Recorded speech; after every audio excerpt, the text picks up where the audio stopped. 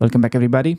This is gonna be the second episode of the How to Chess series, but I felt like I should actually address it a little bit since I don't think I introduced it properly in the first episode because we're doing something quite a little bit different for the channel. What is the point of creating a speedrun starting at 500 ELO, which is really beginner surface level? You may be wondering. The reason is pretty simple. So far, we've been focusing only starting at about 1000 ELO games. I think at the point where when you're 1000 ELO, this is the time where, let's say, you can play chess without struggling too much about blundering your pieces. You're quite comfortable in just getting the game and actually starting to apply some ideas. So I think that's a proper time to focus on more advanced learning and attacking concepts. But when you're just getting started at 500 ELO, I think the philosophy should be way more guided towards survival. So if 1000 ELO games, you're kind of starting to prepare to drive a Formula 1 car, at 500, we need to go karting.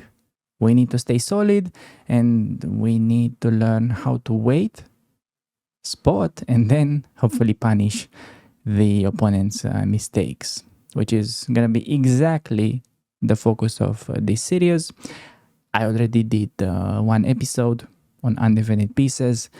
This is going to be the second part where the format is going to be, we're basically going to be taking it game by game, 15 minutes plus 10 seconds increment, one game per video, playing London System as White, normal London, not Jobava, normal London. You don't need theory, just normal London plus Caro-Kann with reversed Black London. Welcome back, everybody. Getting a white game and gonna be going for our humble London-esque setup without really following modern theory or anything like that. We're just gonna be playing simple setup to get developed quickly, and the main method that we're gonna be using is to actively pay attention to our opponent's last move. This is gonna be pretty much the biggest catalyst in your game plan in general. So d5. Okay, the way to do it is look for a threat or a drawback of his last move. d5. Threat and drawback. Yeah, there's not a threat of a drawback. And the drawback, yeah, he just put the pawn in the center himself. Okay, if there is nothing like that, only then you carry on with your own plan.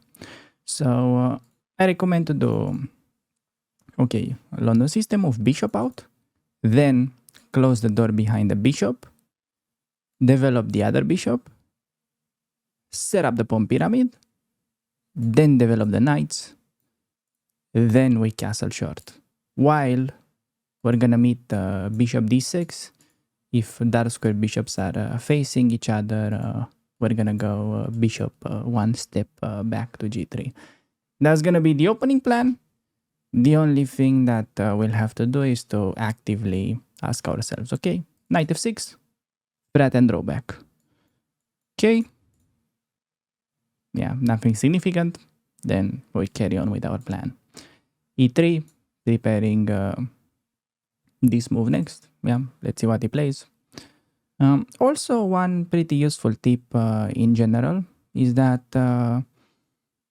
you want to really pay attention to where the pieces can move.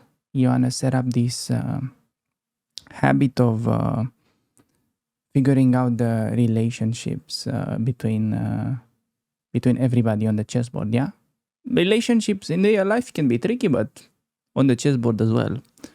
So okay, oh, it's our turn. Yeah, time is ticking. Let's just play bishop d3. Yeah, carry on with our London plan.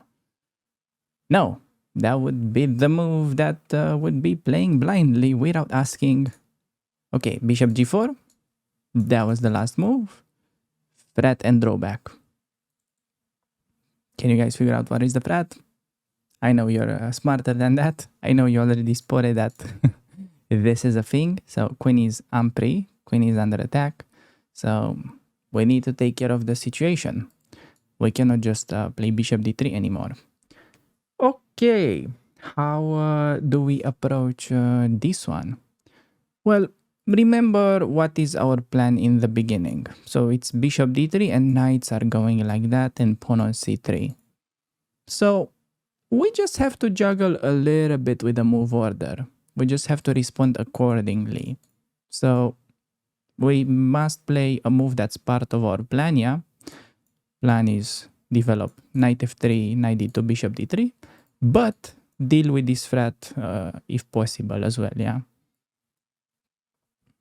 By elimination, knight f3, then we just continue normally. Okay, already move 3, we had to make an important decision. But the only thing that you pretty much have to do is try to break it down in small digestible bits.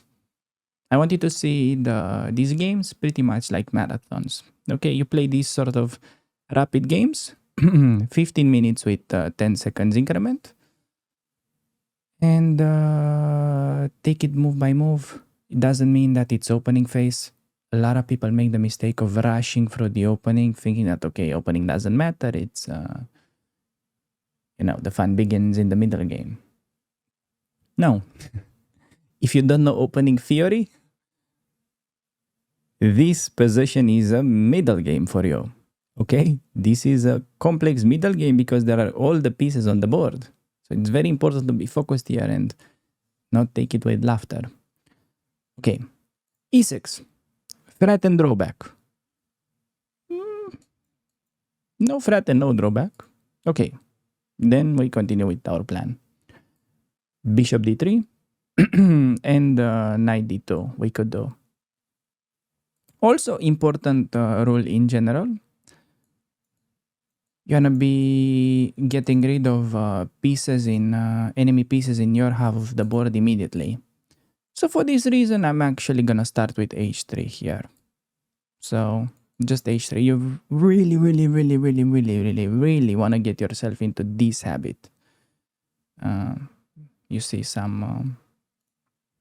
somebody like that, a piece that's trying to harm you. Try to get rid of it. Okay, bishop h5. Bishop is still keeping the spin, but it's no longer in our half, so we should be moderately safe. In general. Okay, chess is not like math, but in general, this should be okay. Alright, so knight d2 or bishop d3 we can continue with. Normally we start with bishops first, close the pyramid, then this knight. And what I can already say, my opponent, despite being rated only 480, has played perfect chess so far. So you don't want to think about, okay, how do I force the game? These guys are idiots, they're weak players. I mean, there should be reasons why they are low elo. I should trick them somehow. My recommendation instead is to keep it simple, stay solid, and wait. Wait for clues. Okay, what do I mean with a clue? Clue can be something like an undefended piece, unprotected pawn. Basically, we're trying to catch some fish here. Okay, that's pretty much it. It's how chess works. If chess is played well, the game is a draw. You have to wait for some kind of mistake. And usually the biggest red flag or alarm bell for a mistake is an undefended piece. Or let's say your opponent is miscounting something. So we're gonna do our opening and we're gonna be waiting to catch some fish. If not, yeah, such is life. We just try try to play solid moves, and generally these opponents will overextend.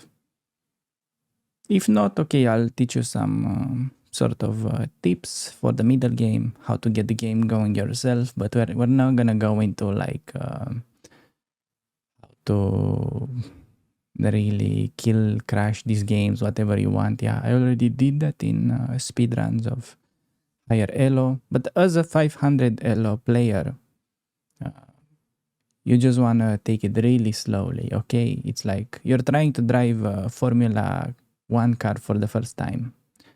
I'm bringing this up because I started playing the game recently. And yeah, your goal is to not crash into a tree. It's not to, cut every corner perfectly. So we're trying to play the London system and not bump into any trees if possible. So, okay, opponent made the move. 95, wow.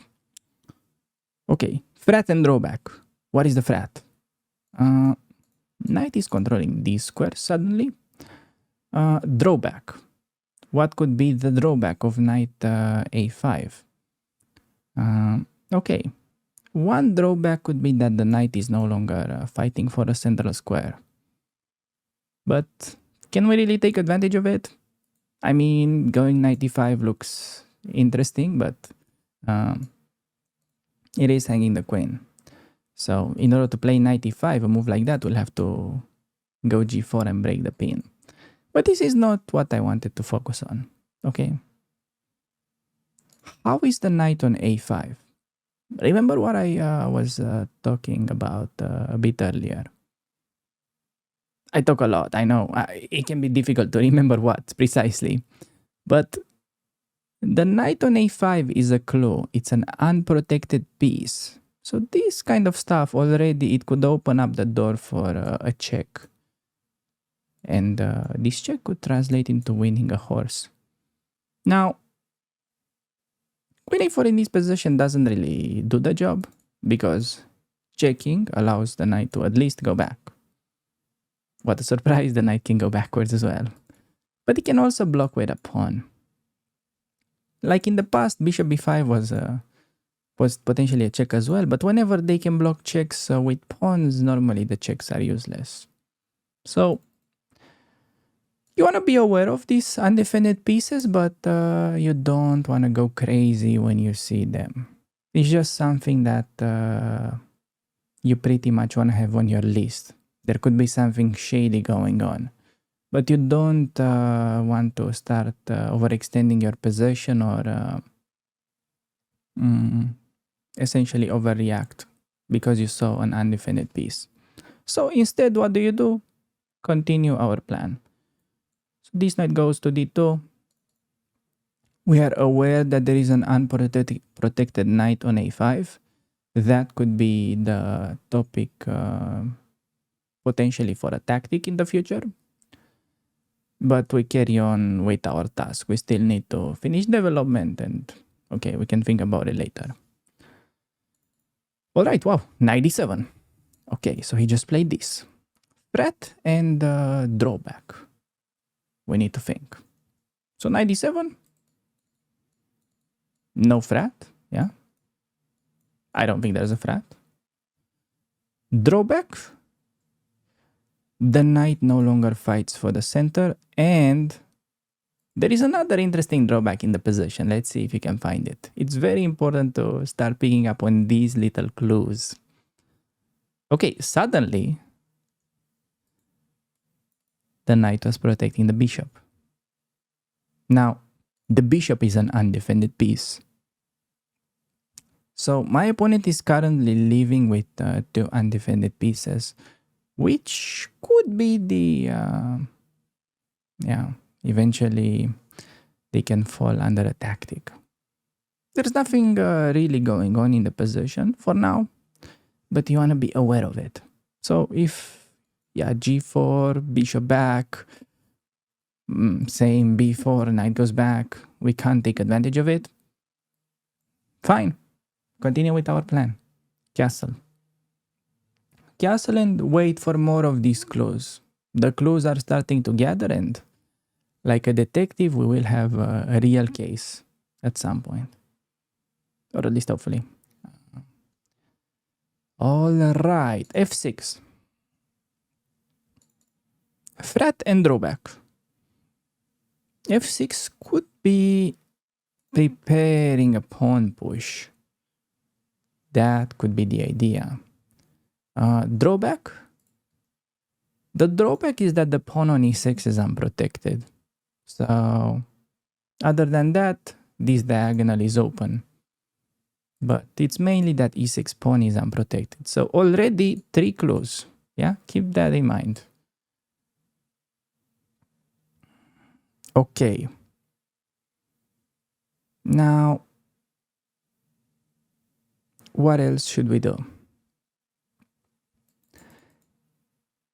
In general, I recommend as the last step to finally move the queen and connect rooks.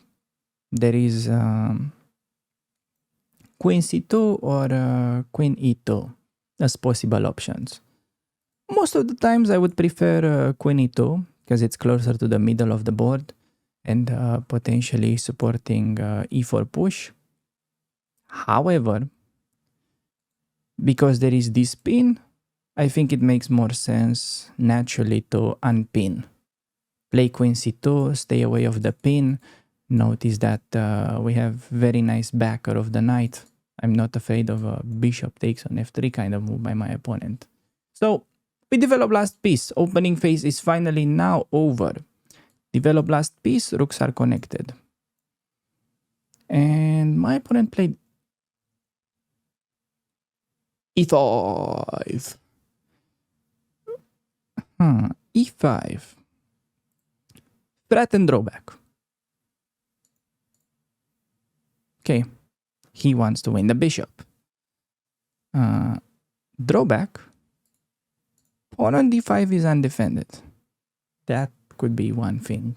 So he's got 3 undefended clues. Now we have an interesting situation. There are a lot of pieces fighting for the same square. We have knight, we have bishop, we have pawn. Also, he has knight, he has pawn. How do you go about these situations? Should you try to calculate it or count defenders? So, the way I see in a lot of beginners' guides, people say, okay, in such situations, you just count defender against attackers. So 1, 2, 3 attackers and only 1, 2 defenders. So if you have positive ratio 3 against 2, it means you can take everything and you're gonna be ahead. Oh, what a nice method. Thank you, Alex, for making such an educational video. I will subscribe. I appreciate that, but I don't like this method, okay? I think this method could be highly misleading because it's not developing your calculation muscle. So instead of doing basic arithmetics like that, you want to get into the habit of actually being able to visualize stuff yourself. So the way I would approach this, I would be, okay, let's try to see what happens. I go DE. So while calculating, we prioritize lower value piece in our calculation. So, okay, pawn is lowest value, then 1 point, the knight 3 points, and the bishop, I would say 3.25. The bishop is slightly more valuable than the knight. So the order is, okay, lowest value piece is pawn, knight, then bishop in this case. So we take pawn, he takes pawn, we take knight, he takes with the knight, I take with my bishop, and we win a pawn. So it's common mistake. People would do bishop takes on e5 in that case, but you're not prioritizing a lower value piece in the captures. Bishop is a more valuable piece. You don't want to be giving your bishop away for the knight if you don't have to.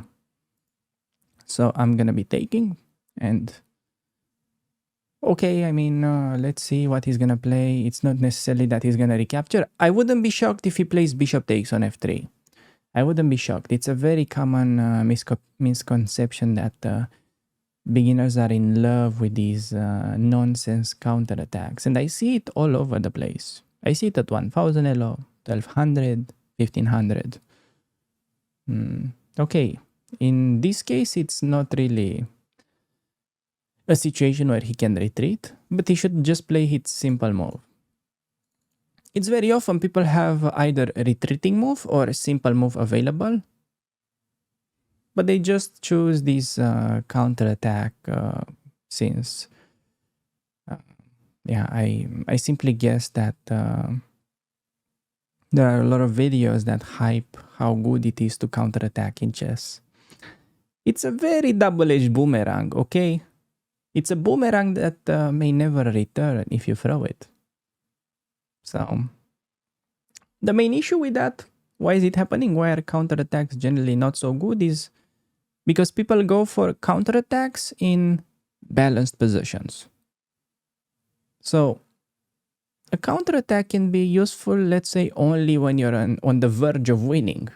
Let's say you have all of your pieces into an attack, you're a few moves away from mating the enemy king. And then let's say opponent attacks like a meaningless knight. So the counterattack means perhaps you shouldn't defend that meaningless knight and focus in finishing the game, going for the checkmate. But people take that and misinterpret it into, okay, e5, attacking my bishop, I'm going to attack his knight. Or he attacks my bishop, I'm going to attack the other bishop. I just need to get my counterattack dopamine from somewhere else. And that's how you mess it up instead of playing the simple move. DE. Now, probably my opponent went for a cigarette break or something because I'm taking forever with my moves explaining, but hopefully that was instructive enough to see how you're going to be approaching these situations with multiple captures in the center. Also, just in general, when you're thinking about whether to capture a pawn or not, simple rule to use is, okay, take a pawn only if you get something out of it. That should be pretty simple. And okay, back from a really long cigarette break, my opponent plays rook to g8. Okay, threat and drawback. So rook g8, potentially aiming to push. Not an immediate threat. Okay, what could be the drawback? Let's see if you guys can try to find the drawback. Pause the video and think about it. There are multiple drawbacks. First of all, he forgot to recapture. Second of all, the rook that was protecting the pawn no longer protects the pawn. So, this move is pretty self-explanatory. Bishop captures on h7, undefended pawn. The rook moves, threat and drawback. Rook attacks the bishop, but the bishop is already defended, so that's not really a threat. Drawback. Can't really say drawback. He's just trying to not lose the rook. Okay? How should we approach the situation? Then, let's look for clues. We got these undefended pieces still there. Yeah, undefended pieces. Let's eyeball everything. We have 3 pawns. Rook is also undefended, but we cannot use it. Do we have any checks or strong attacks? There is a check on g6. And it's actually a pretty interesting check for a simple reason that he cannot block the check with any pawns. A very, very, very important concept. So because he cannot block the check with any pawns, it means this is an interesting check. Because after he takes, okay, we take with the queen and we could get some attack. So I'm gonna check. I'm also stepping away from the rook attack. So rook has some pressure on the bishop, meaning that my queen in the long run is tied down to defend that bishop. Yeah, imagine the queen wants to go for a knight out. It cannot go because it has to protect the baby on h7. So have to play bishop g6. Get rid of that. And after opponent takes, simple move, very capture. And he has only one king move. So we'll have to think about how to proceed in that situation. Let's do a little bit of a material count, since this is very important skill in general to have awareness of, okay, if we trade all the pieces, who's winning? We have pretty much all the pawns. We have 8 pawns on the board. And my opponent has 4 pawns, 6 pawns. Even pieces. So we do have 2 extra pawns. Now, technically that puts us in a situation where we could easily aim for the endgame. Trade all the pieces, and we're gonna be winning with the extra 2 pawns. I could try to play for a mating attack, because his king is in a shady situation, he's unable to castle, it's caught in the middle. But yeah, I think I'm just gonna be playing it very simple. I'm gonna take on f6 with the idea to try to open up the game a little bit for my pieces, and then let's take it easy. Let's try to make some frats. We could make some frats because he doesn't have a pawn chain next to the king. If he had the pawn chain next to the king, it would be difficult for our pieces to infiltrate. So it would make more sense to try to open up the position with our pawns. But right now, the knight has a great square. Notice that I just placed a knight in the center of the board. Knight is very active, potentially threatening a queen check. And the knight cannot be driven away by any of the black pawns. This is what makes the e5 square right now so powerful. It could be a long-term place to live in for the knight. So knight e5 is threatening to infiltrate with the queen, and my opponent should be doing something to stop that. He should really play a move like queen to e8, avoiding mate, but allowing a losing endgame. So on queen e8, what do you think we should be playing? Should we trade queens, or should we try to keep them? Now, okay, he just played king to e6. Threat? I mean, it's a damn king. What that big of a threat can happen with a damn king, you may be wondering. Yeah, I know, but it's still good to ask yourself. No threat. He's not stopping queen f7. Gotta go for it. Damn it. The game didn't end. It means it's not checkmate yet. This almost looked like a checkmate, but he still has a move. By the way, just to not let you hanging, in case he played queen e8 earlier, I would have traded queens to make the game easier to win. But okay, now we are lucky to keep queens and the attack still goes on. Okay. We notice potential discovery. We can go for a knight discovery. There are 3 discoveries available. There is knight c6, attacking queen. There is knight g6, attacking rook. There is knight c4, double check. Pause the video and think about which one is best. It could feel really juicy to go knight c6, going after the queen. But he can solve the check by taking it with the king, so it would be a mistake. Therefore, it's best to go after the rook. We target higher value piece. We had a choice between unprotected knight on a5 and unprotected rook on h8. Remember what I told you about clues? We will take advantage of his undefended pieces. So that's eventually how we end up winning the game. We're just going to be collecting an unprotected rook on the next move.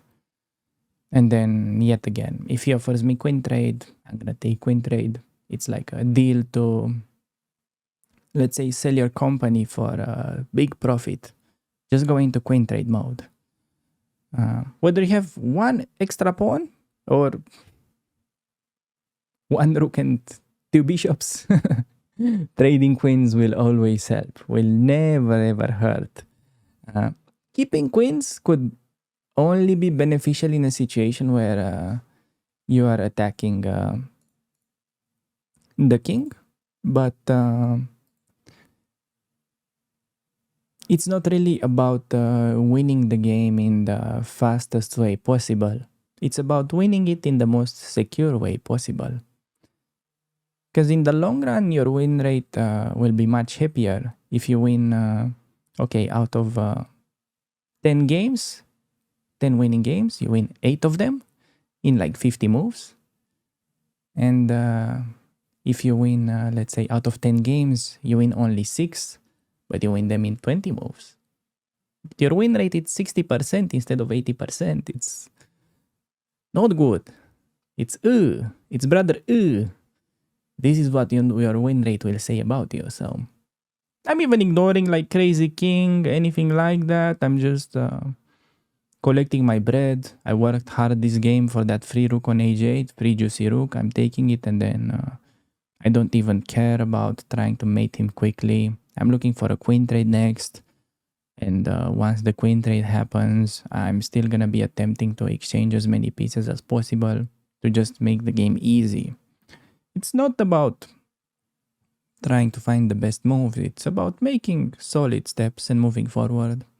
And guess what?